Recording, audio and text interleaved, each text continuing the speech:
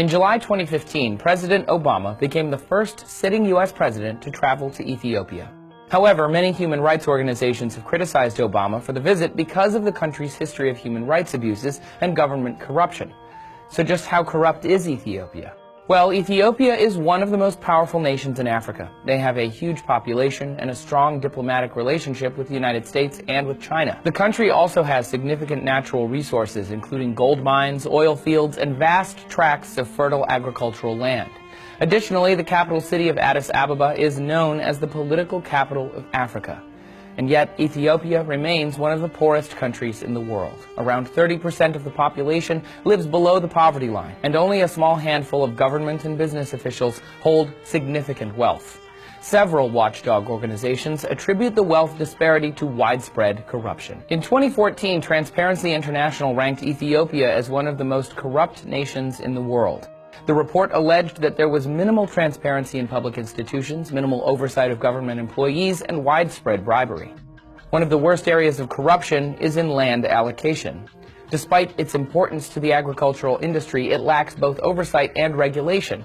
Another major issue is the bribery of government officials to avoid paying taxes. This situation is due in part to the fact that the Ethiopian government has been dominated by a single party for nearly 25 years. This party is known to suppress political dissent in order to retain power. Recent elections have seen party officials claiming over 99% of the vote, spurring riots and accusations of rigged elections.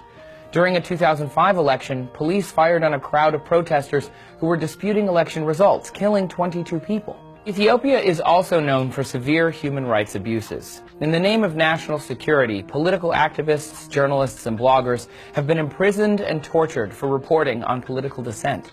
Former detainees have described being held in stress positions for hours upon end and being hung from the wall by their wrists. Along with other notoriously censored countries like China, Iran, and Eritrea, Ethiopia imprisons a very high number of journalists.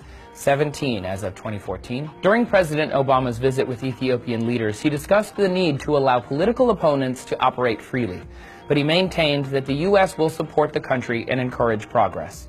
Although Ethiopia struggles with wealth inequality, censorship, and human rights abuses, it is still a valuable diplomatic foothold for many global superpowers. Where does Ethiopia stand among the world's nations? Find out in this video. Their GDP is about $47 billion and ranks roughly 80th in the world. While they don't have significant oil reserves, like several other wealthier African nations, they do have booming agricultural industries. Thanks for watching TestTube News. Please spread the word about our channel. We cover new topics every single day, so don't forget to subscribe and share with your friends.